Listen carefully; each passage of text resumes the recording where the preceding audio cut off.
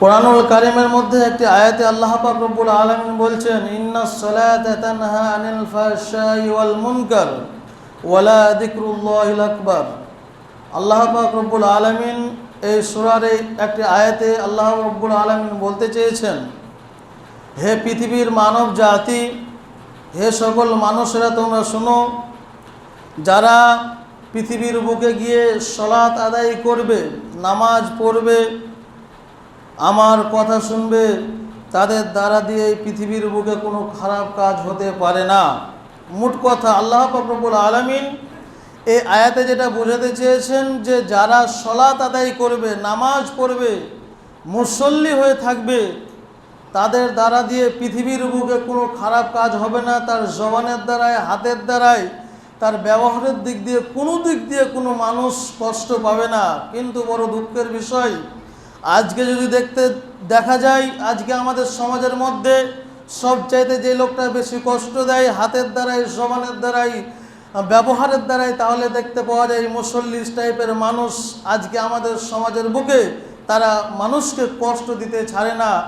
গালিগুলোজ করে হোক, মারপিটের মাধ্যমে হোক এবং আনুষঙ্গিক কিছুর মাধ্যমে হোক, তাদের কাছ থেকে আমরা কষ্ট পেয়ে থাকি। তাহলে একটা জিনিস আপনাকে আমাকে বুঝতে হবে যে আল্লাহ পাক রব্বুল আলামিন চ্যালেঞ্জ করে মানব জাতিকে বলেছেন। কাকে বলেছেন? মানুষকে, অর্থাৎ আমরাকে, পৃথিবীর মানুষকে বলেছেন যে তোমরা যদি নামাজ পড়ো তাহলে তোমাদের দ্বারা খারাপ কাজ হবে না।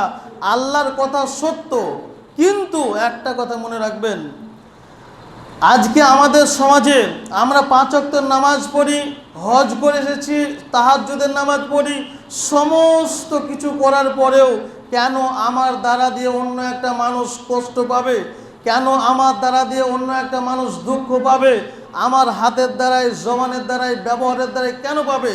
তার একটাই কারণ, আজকে আমার ঈমানের দুর্বলতা রয়েছে।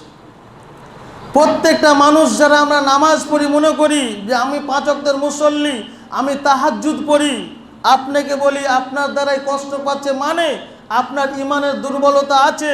আপনার দ্বারাই কষ্ট পাচ্ছে মানে আপনার সালাত আল্লাহর কাছে কাবুলে কবুলিয়ত হয় না।